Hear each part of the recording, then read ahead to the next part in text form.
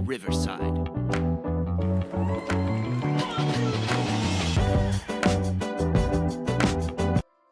Hello and welcome to the Bradenton Best Life podcast, where we help you live your best life. I am Dr. Carmen, and we're going to talk today about some psych hot topics. This one is going to be kind of unscripted. You're going to see me referring to my notes because sometimes you have to do that when life gets away from you and your regular routines. So today's topics are going to be about the Clancy murder trial and about sleep revenge. So two topics I'm bringing to you. I'm not sure how often we're going to do the psych hot topics, but let's see how this one goes. Again, this is Dr. Carmen Sears. I'm a licensed psychologist in the state of Florida. If you listen in, we try to help you live your best life and talk about all things mental health and wellness here. So let's get into the Clancy trial. This is a high-profile murder trial of Lindsay Clancy in Massachusetts, and has been a legal battle about whether or not she acted with calculated intent or was driven by severe postpartum psychosis when she killed her 3 children in January of 2023. So one way that psychologists may interact with this case is if they are forensic psychologists who evaluate people for their ability to make decisions when they commit illegal acts, for lack of a better term. You know, did she know what she was doing when she did what she did? We're not here on this podcast to talk about whether or not she knew what she was doing when she did what she did. She has admitted that she did commit the act that caused her 3 children to lose her life. What we're talking about today is postpartum psychosis, mental health across the United States, and, you know, how mental health services needs to be improved and how this intersects with lawmakers and laws and rules that allow you to have affordable health care, which mental health is part of health care and should be included in health care. And in my opinion, everyone should have access to affordable health care, both for their physical and mental health. But back to the case.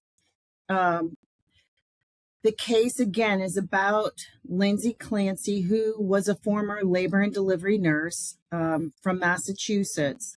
She is on trial for the deaths of her 3 children, Cora, 5 years old, Dawson, 3 years old, and Callan, 8 months old.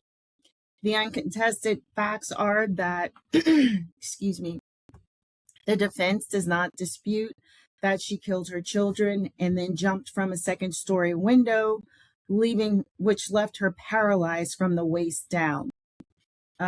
This was an act of murder-suicide. And again, that is not in dispute. We are not here to deliberate those facts in this podcast. Again, the focus is on mental health access, services, and in particular for women who are often both in physical health and mental health, not receiving the optimal level of care, because throughout history, even from the times when Sigmund Freud was around and some of the founders of psychology, women have been reduced to hysteria for many of their mental health issues, and treatment has, I don't want to say been subpar, but it is quite important to acknowledge women's real symptoms, whether they are physical or mental, because even in the physical space, women have been discounted, dismissed for some of their physical symptoms as well. Things like fibromyalgia, chronic fatigue, those symptoms and diagnoses often are more highly prevalent in females than males. And to that end, there's less research for female physical problems and health issues, less research, less treatment focused on fibromyalgia, which can be very hard to diagnose. And it may take several years for them to be classified correctly. In addition, there may be the tendency to just medicate it away. Another area in physical health where women may be discounted, dismissed, and not receive proper treatment, although it is getting better, is with postpartum depression and with perimenopause. Again, it's all in your head. It's not happening. You're going to be fine. You don't need any mental health options for those things. You don't need any physical health options, i.e., medications or other treatments for these disorders or ailments.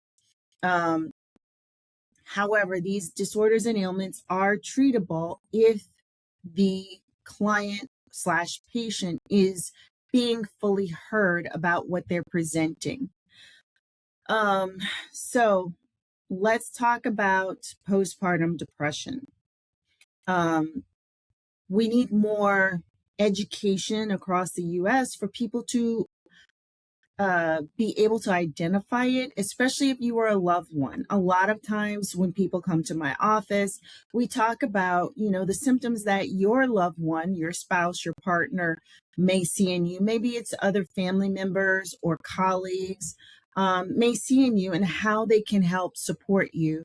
Because I believe in a holistic practice here where it's a community effort and building in your tribe support for all of these issues. So for the baby blues or postpartum, that affects about 80% of new mothers. It involves mild mood swings, worry, and tiredness. From what I have seen, it can involve heightened anxiety as well as depression, because people think about the baby blues and postpartum as just mothers being totally depressed, and that is not necessarily the way it occurs across the board. But you have to have people who are able to recognize this, especially having a licensed mental health professional such as a psychologist, a licensed mental health counselor, social worker, who is skilled in diagnosing and recognizing what these disorders are, as well as treating them.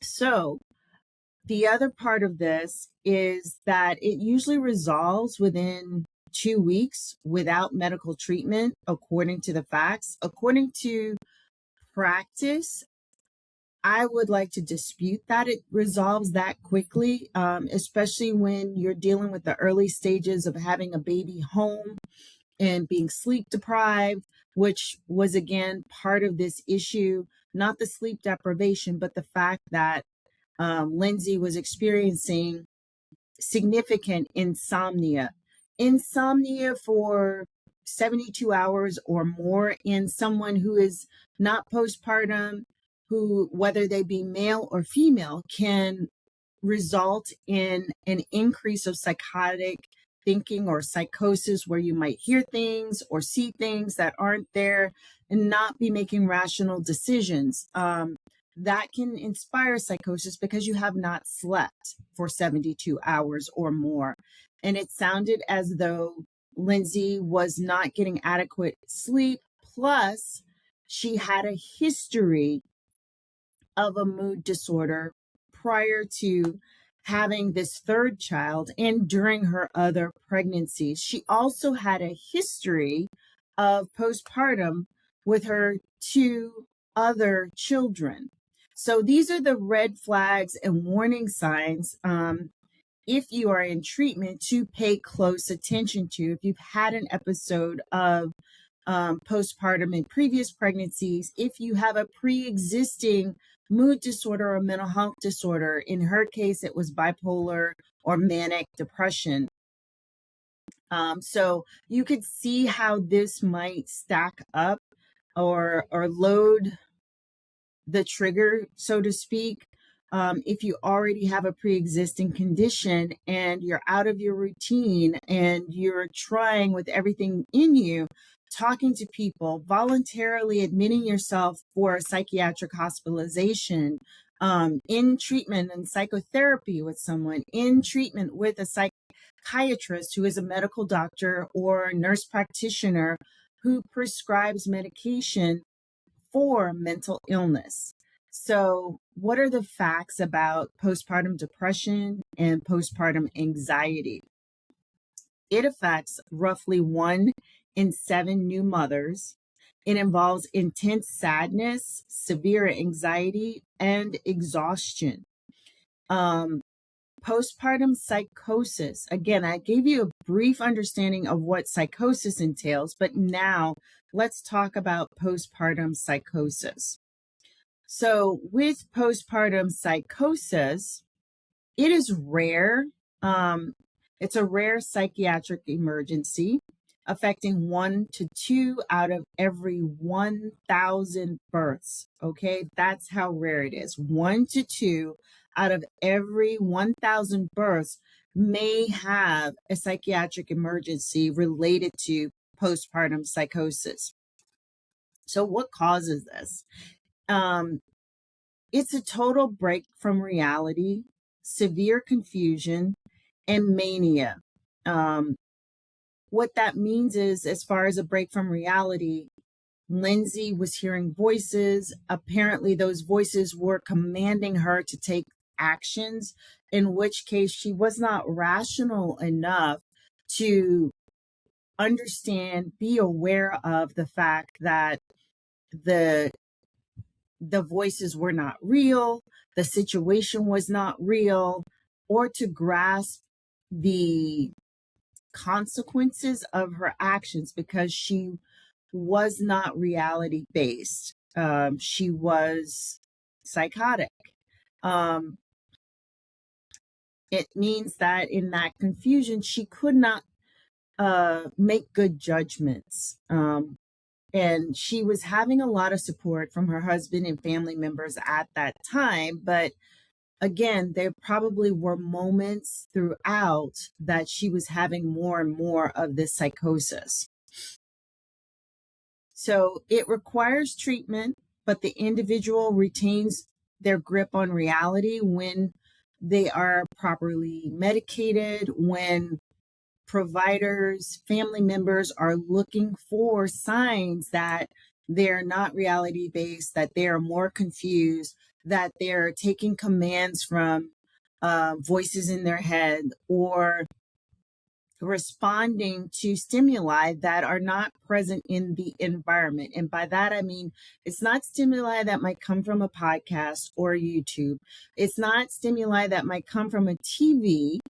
However, some instances of psychosis could result in hallucinations or illusions or delusions that the TV is sending special messages commanding you to do acts that are not good or could be illegal or harmful to yourself or others, which is another reason for being put on a Baker Act or a psychiatric hold, or for your loved one who notices these signs to call 911 and get you transported to the local emergency room for evaluation with regards to your psychotic state. Or if your loved one is aware that you have been having these signs and symptoms of severe depression, severe anxiety, with psychosis, they can also contact the treating providers, i.e., the psychiatrist or the therapist, and arrange for emergency evaluation through those individuals in order to determine whether or not this person needs a psychiatric admission to the hospital. Again, let me double check. I don't want to leave anything out. The features of postpartum psychosis are similar to psychosis in general. specifically the command hallucinations that I told you about, where you're hearing voices or they're instructing you to take actions, such as hers may have instructed her to harm the children.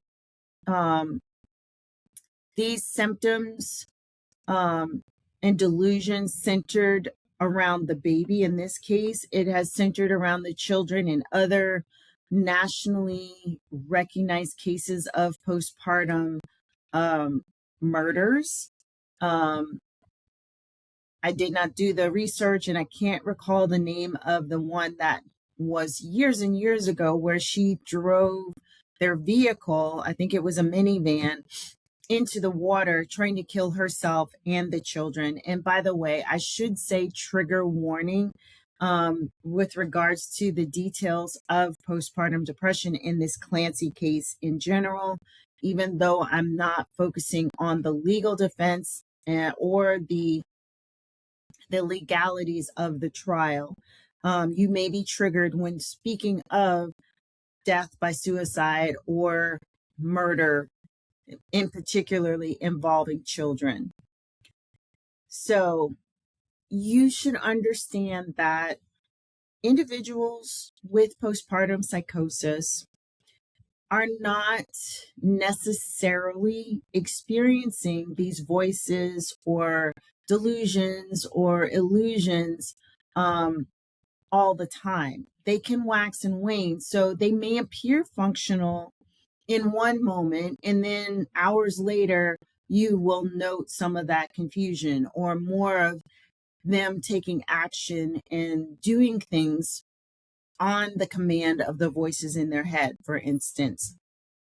So the symptoms can wax and wane, and they can be easily masked as well or hidden by the patient, especially if the patient is aware of your response to their behavior. So again, part of this is working with a treating therapist or treating psychiatrist for times when they're acting outside of the norm or when you're noticing more of these episodes that are not being managed with medication, if they're also on medication, that they've been up for hours and hours without sleep, that they're doing or saying questionable things.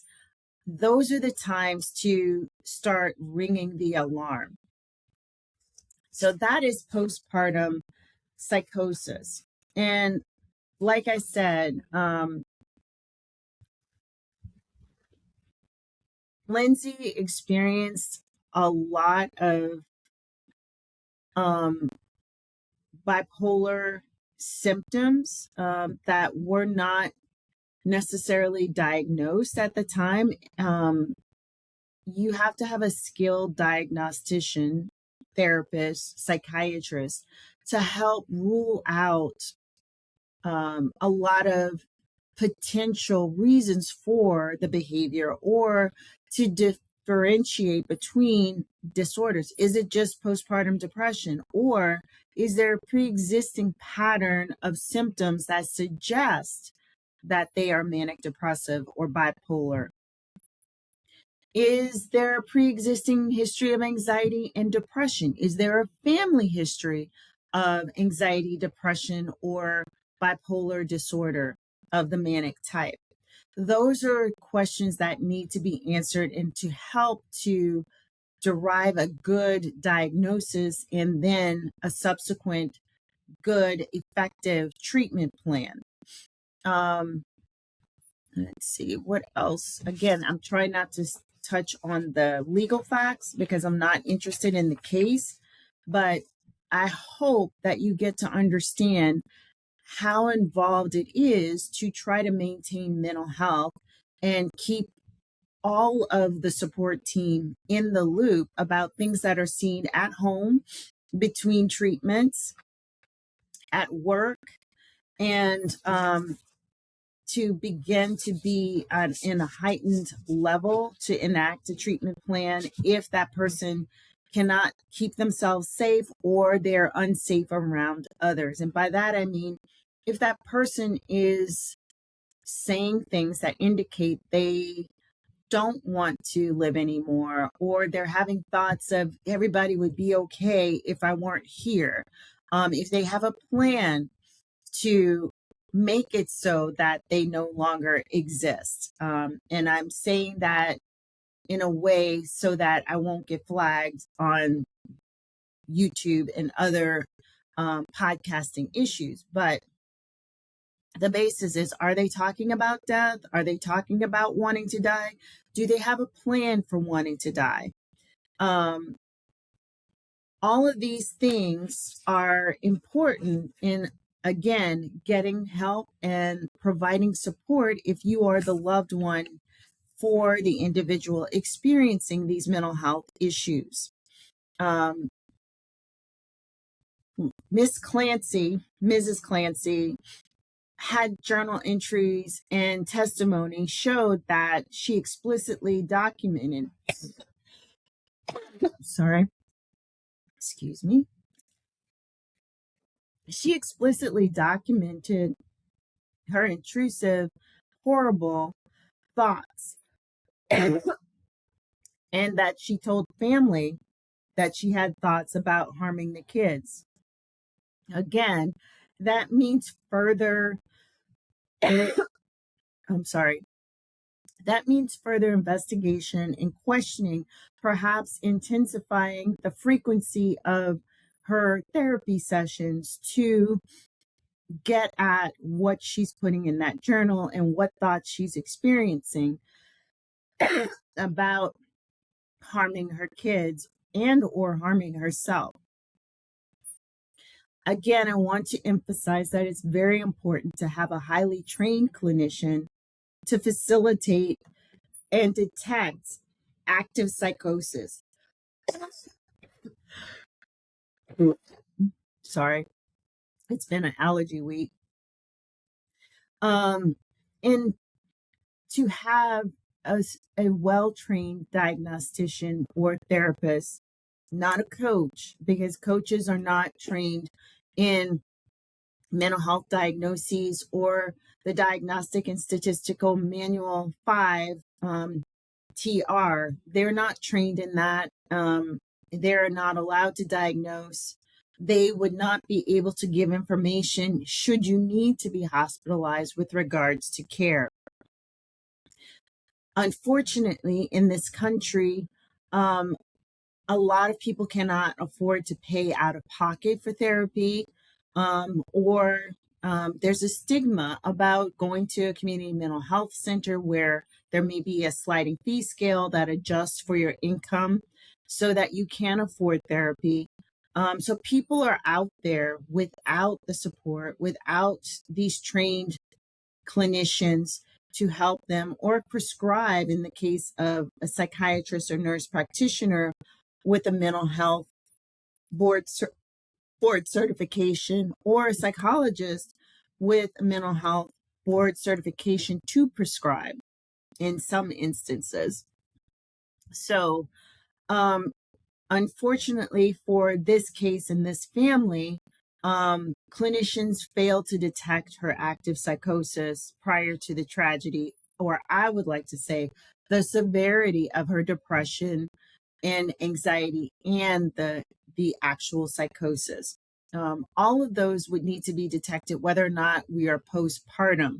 And it didn't happen in this case. And there may or may not have been enough of a wraparound service for her to get there. As a clinician myself, trying to get individuals hospitalized, I know that it can be quite challenging for that to happen. In fact, in the last couple of years since COVID, some of the procedures required have changed.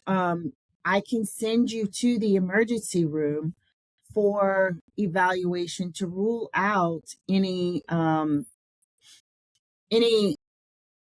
physical health problems that could be masked as psychosis or psychosis-induced confusion or depression, major depressive disorder with psychosis, or even if you have a thought disorder with psychosis.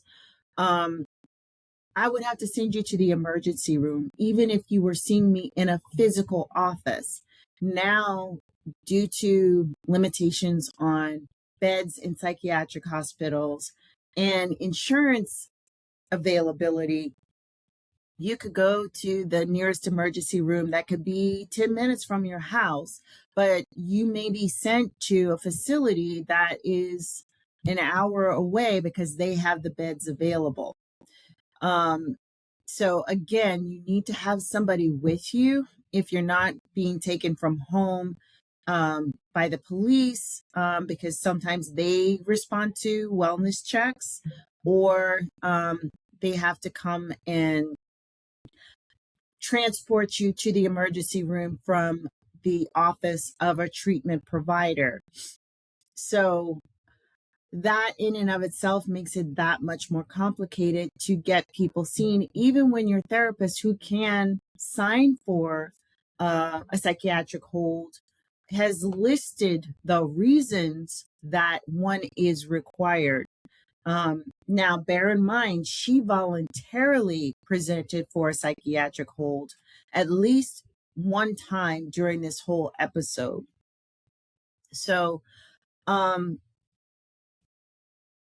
she also had a revolving door of medication changes that were not helping her to get well, or there was not enough collaboration to say, as a therapist, I would say to the treatment provider for the psychiatric medications that X client, is experiencing this, and this on the medication. And, it could be side effects. Sometimes the medications cause increased slowing and, lethargy. You don't feel like getting out of bed. It's not giving you more motivation. And that's what, the complaint may have been. No motivation to get up and interact with the baby or the kids. I'm not saying this is factual. I'm giving you examples of how I might collaborate with a psychiatric provider to advocate for my client, or to say, maybe this medication is not doing what we thought it was going to do, and this is what I'm seeing in my office. Those are ways to improve the collaboration with other treatment providers, and also to manage the medication, which are generally used if you don't have a long-standing history of anxiety or a long-standing history of major depressive disorder or a thought disorder or hallucinations and delusions and hearing voices, or you don't have a long-standing history of, postpartum depression in previous pregnancies. We have to talk to each other to help the providers understand the full picture of the individual. A lot of times, people may or may not comply or be consistent with the medication recommendations of their treatment providers, or, in the case of, the rapid relief anxiety medications, commonly known as Xanax or lorazepam, they may overuse or take it too quickly. Too soon for the time period that's allowed. They may mix it with other substances that they are not reporting to their provider. So it's important to ask all the questions, and also to coordinate with the provider of the psychiatric mental health medications, also known as a prescriber, in order to help with this. Let's see where else I'm going with that. Again, that also may be problematic in the day-to-day use of mental health treatment. If you are in impoverished circumstances, you don't have enough money to get consistent care, or you don't have enough money to pay for the medications, That is what is broken, or part of what is broken in our current mental health um, and physical health system. We need to have more access to services so that if people understand what they're able to have as so far as support, education, therapy to help change your thinking, cognitive behavioral therapy, um, TMS, transcranial magnetic stimulation therapy, EMDR therapy, and electroconvulsive shock therapy, all of those things that they're able to have if they have access to healthcare. Um, the changes in our healthcare system in the last year and a half,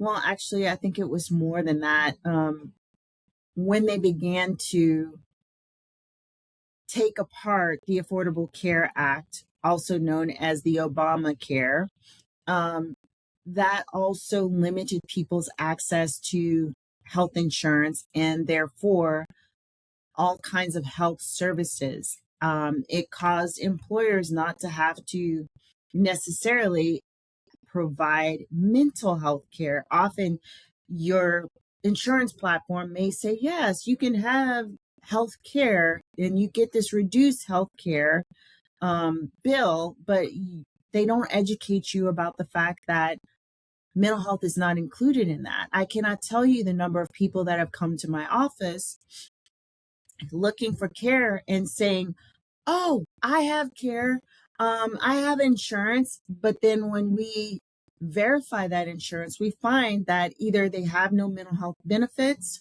or they have a high deductible of $2,000, $3,000 that they have to pay my self-pay rate and self-pay for other services like going to the doctor for your primary care visit or for labs or for testing. They have to pay for that, and they have to pay, in some instances, a deductible for their medication before the 80% rule kicks in, or it's 100% covered depending on how your policy is written for you to get your medications, your lab testing, etc.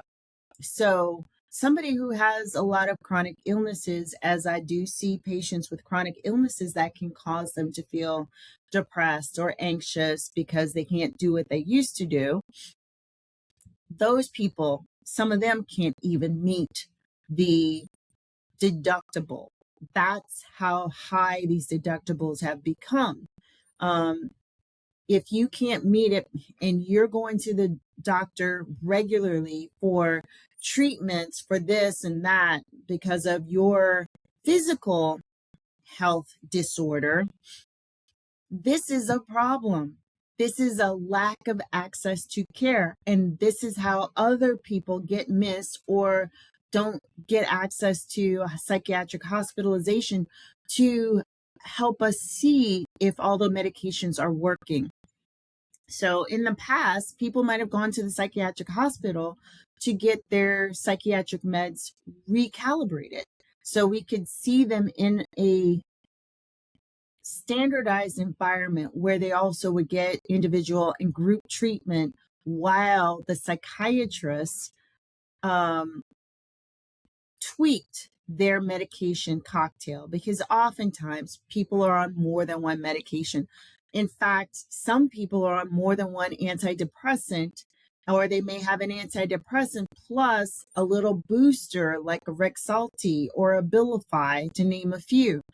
So it is a very complex situation oftentimes when we're talking about mental and physical health, and we need access to health care. And by that, I mean, when you're going to the polls and looking at your congressperson or representative, you need to look at people who support having health care for everybody. We're going into the midterms. We need to get a system back in place so that fewer people fall through the cracks and we have a higher standard of care, since those people can now get access to licensed prescribers and licensed therapists, to people who can really tease apart what mental health disorder they may be dealing with and what the history is. And also to help destigmatize mental health issues and mental health issues for women in particular. Oftentimes these women are under significant stress, and in today's economy, in which, we almost 95% need a double income household in order to afford having children, having childcare. They need to be destigmatized so that they will seek care, or their loved ones will identify that someone is in need of care and support them in seeking that care. The other part of this is, when you go to the polls, you need to also look at candidates who are focused on, sending dollars to places like the National Institute of Health and other research-based facilities, so that we can continue to refine and improve treatments for mental health and physical illness. That doesn't happen if we're sending dollars only to wars or other, things that are not important to the day to day, such as tax dollars to mega corporations, I'll say. So I hope that has been helpful to you. And now we're going to switch to another topic, to bring a little bit of levity, but also to stick with kind of the changes that can occur and impact your mental health. This one was inspired by the Savvy Psychosis podcast that is available on anywhere that you get your podcasts, and it is presented by a licensed psychologist. And again, I'm going to refer to my notes here. The podcast was, why you stay up too late even when you're exhausted. Again, I'm going to focus on the revenge sleep of it all. I tell all my patients how important it is to get good sleep. Sleep is the part that you do. It's kind of passive health maintenance, I'll say. So while you're sleeping, a lot of processes occur. Sleep is when your body is repairing and refining itself. And I mean that literally. It's when your body, may get rid of bad cells. It will help you hardwire the things that you've learned throughout the day, whether you're an active student or you have been in the workforce for years and years and years. You learn and encounter new things all day, every day. We never stop learning. But to get that into your long-term memory so that you can make use of it at a later date, or make changes to whatever you're doing in your work life, in your home life, you need sleep. That is the best way to retain things. If you have to learn something new on your job, or if you have to learn something new, say for your own health care or mental health care, you need sleep in order for that to happen. If you don't sleep, what happens is you don't hardwire that. You may wake up more anxious, irritable. You're definitely likely to wake up super, super hungry, even though you are not, because it also causes interruption/disruption in your hormonal system, so that your hormones that tell you, feed me, I'm hungry, is going to go into overdrive. And then you might want to eat everything in the pantry or in the refrigerator when you wake up, even though you had a full meal the night before. That is important. Even especially, I'm saying it's important, especially if you are on a weight loss journey, because it can be hard for you to maintain healthy weight loss um habits if you are dysregulated hormonally because you're not sleeping enough. Um, let's see. So let's talk about what revenge sleep is. According to Dr. Ho, who is the savvy psychologist, this started, and I'm not going to say the Japanese name for this because I would butcher it and it would be terrible, but you can go to Dr. Ho's Savvy Psychologist to listen to her podcast about why you stay up way too late, even when you're exhausted. So she says the phenomenon originated in 2020. So it became a name for things that people in the US had been experiencing for years and years, but didn't have a name for it. A Dutch researcher formally defined sleep procrastination years ago as failing to go to bed at the intended time while no external situations prevent the person from doing so. So what that means is it's the element of sleep revenge, according to Dr. Ho.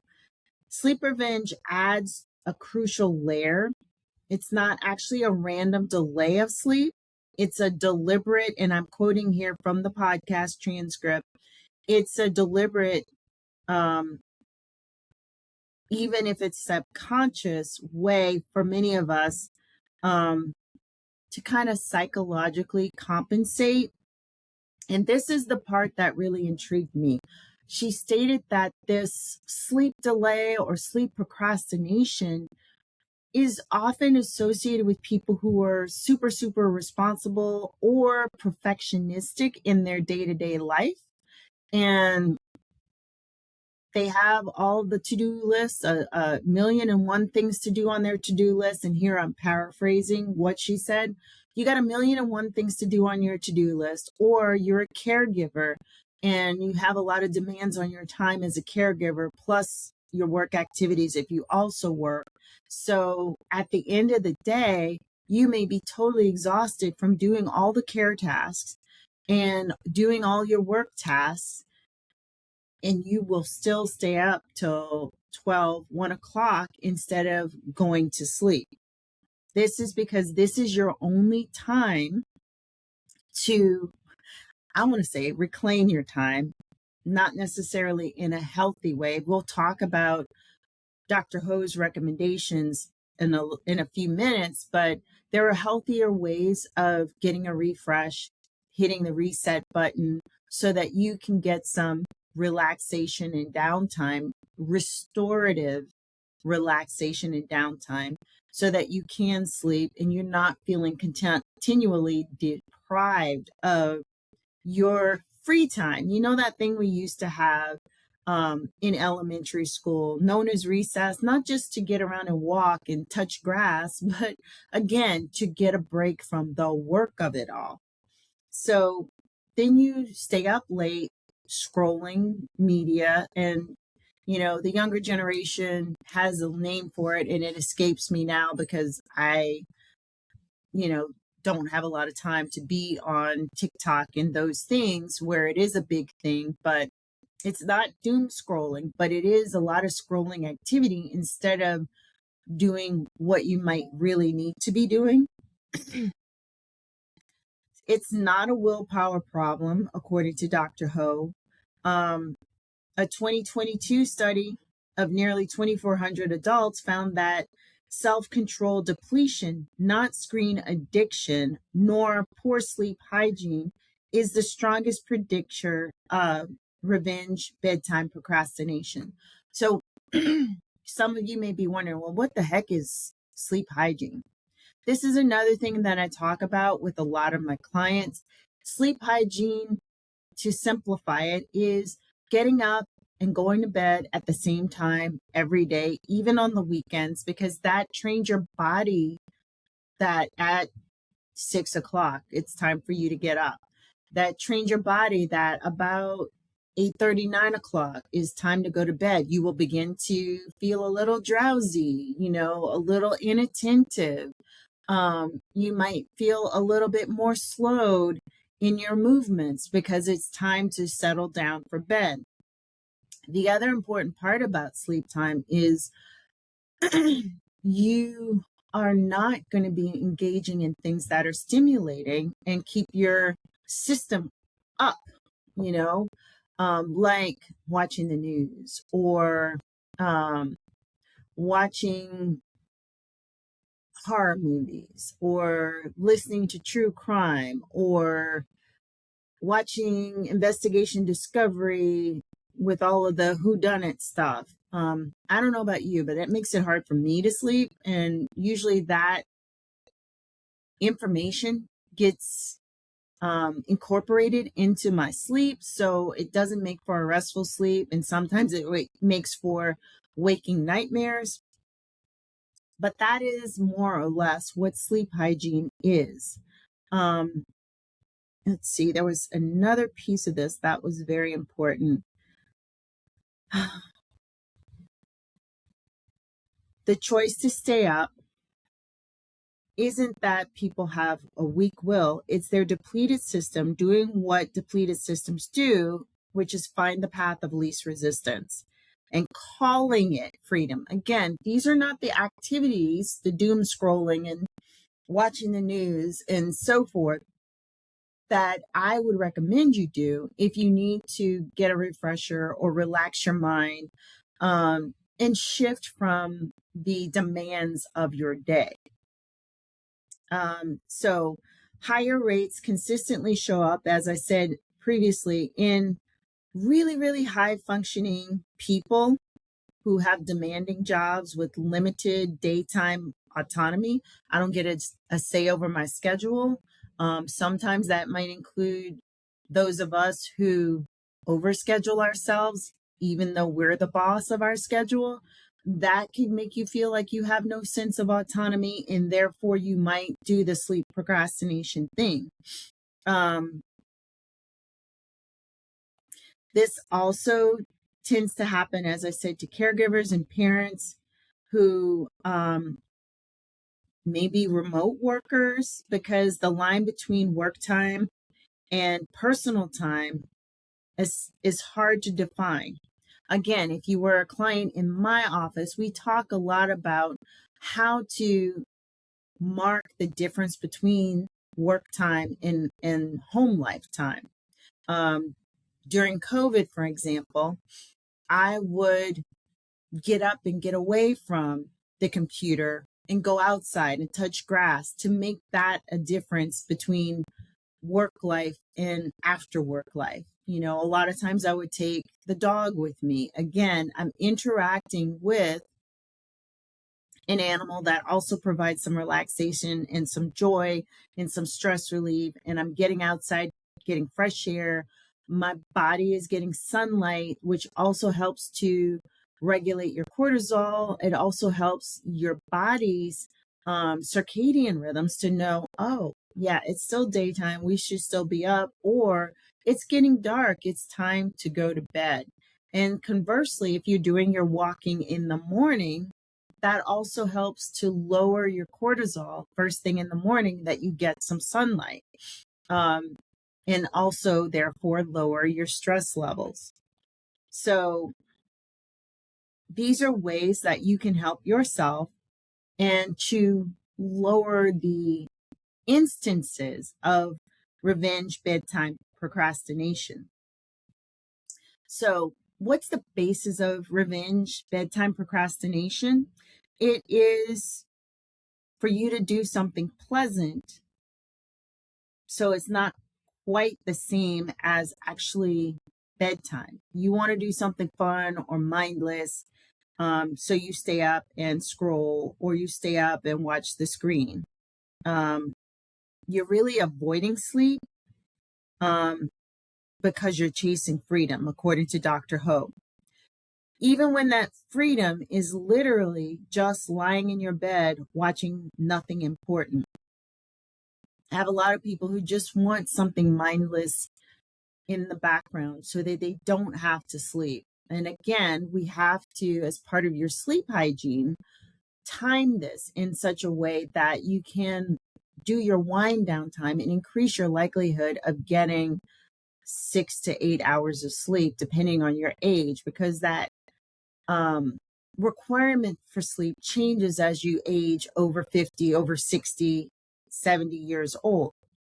But we would change the activities you would do so you could get some pleasurable activities and some relaxation without sacrificing sleep for it, so that you could be unscheduled.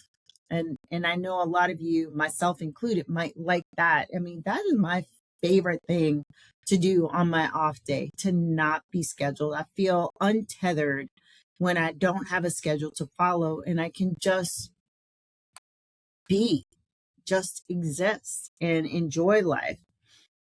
So those are some of the things. For a lot of people, she said, between 11 p.m. and 2 a.m.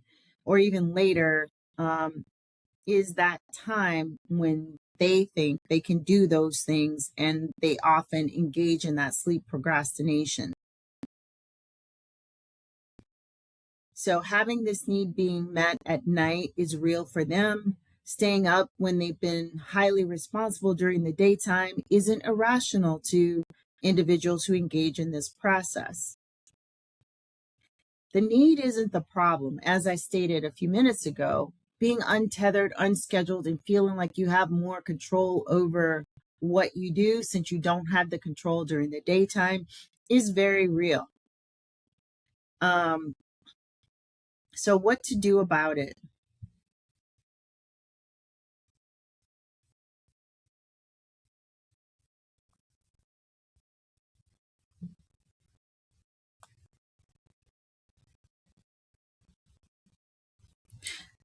It doesn't have to be a complicated sleep hygiene checklist. It just needs to be something that says the day is over and this part belongs to me. So what are you going to do for your 15 minutes to 30 minutes to say that your day is over and my day belongs to me?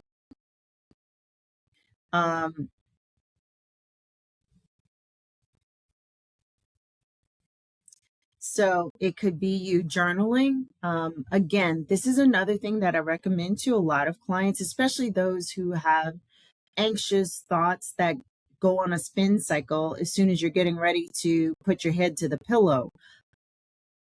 Do a purge and dump all of those anxious thoughts and worry thoughts into the journal, or do a creative journal exercise instead about something pleasurable that happened today. Or you could be a gratitude journal, 3 things that were great that happened today, or 3 things that you're grateful for today and that you anticipate being grateful for tomorrow. That sets you up for some positivity going into your day. You may review that when you wake up in the morning. And again, do a gratitude exercise to kind of prepare you for your day. This is going to train your brain that your day is done and it's time for rest, just as much as being on a schedule for sleeping and waking every single day of the week.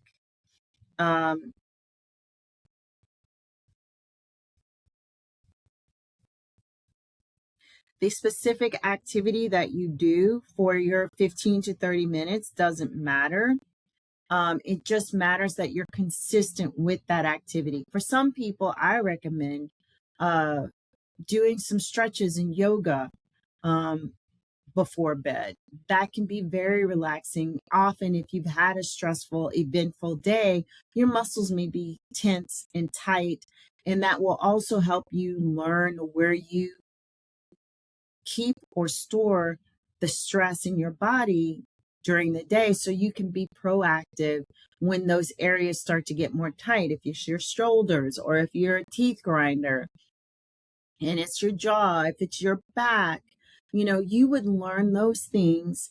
And then the stretching allows you to kind of release and calm down that thing. My other thing that I usually advise people to do is meditation. You don't have to do anything for an hour or more. We're not talking about transcendental meditation. Dr. Herbert Benson did a lot of research. He's a doctor out of Massachusetts with the Mind Body Institute.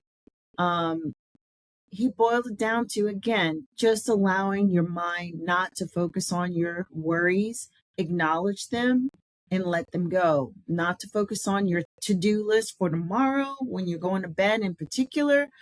Just acknowledge them. I'm worried I have to see X amount of clients tomorrow. I'm thinking about, I still got to go pick up the dry cleaning and yada, yada, yada. Okay.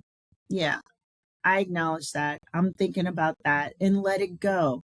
Kind of like leaves on a stream. You put that on the leaf and let it go. We're not going to collect all the fall foliage right now and make a design for it, for fall. We're not doing that. We're going to let it go for that 15 minutes and just get some rest and restorative time back for yourself. So meditating, you can pair that with tapping. So there's a meditation that goes with tapping on your acupressure points, and that is called EFT tapping. If you have done the tappingsolution.com, I am getting into producing more videos with tapping in it. You can drop a comment if you would like to see more of those, or drop a comment if you have a particular focus of the tapping that I can create a meditation for that you would like to see. You can drop that in the comments as well. But you can do that, for 7 to 15 minutes, however long the tapping lasts. There are tappings for just about everything under the sun. But again, it combines shifting your focus from your worries and from your distressing thoughts to what is. I'm worried about my job. I'm worried about the economy. It's okay to be worried about those things and to acknowledge that worry, but let's also acknowledge what can be. The fact that you have a skill that is highly in demand, perhaps, and, you have a way to pivot to another job or whatever it is that you're worrying about. Other people might be worried about this health symptom or that health symptom, and you have a way of managing that. So that's an oversimplification of what tapping is. If you'd like to get more information about tapping, or if you'd like me to do a podcast about tapping, let me know in the comments and I'll explain it in more detail.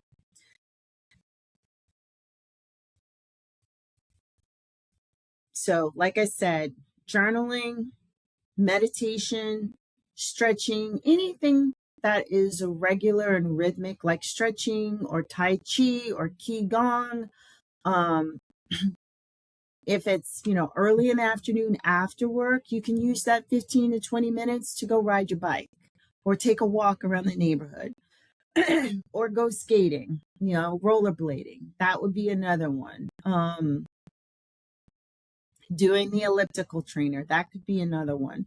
Knitting, crocheting, vacuuming, because that's regular and rhythmic. You could wash dishes or fold clothes. All of those are regular rhythmic type activities. Rocking in the rocking chair. And do that for 15 to 20 minutes, focusing on more peaceful thoughts and letting go of your worries that you have labeled and let them go. So that's it for the podcast today. I appreciate you. I am your partner in this journey of wellness. And I just want to remind you that this podcast is for educational and informational purposes only.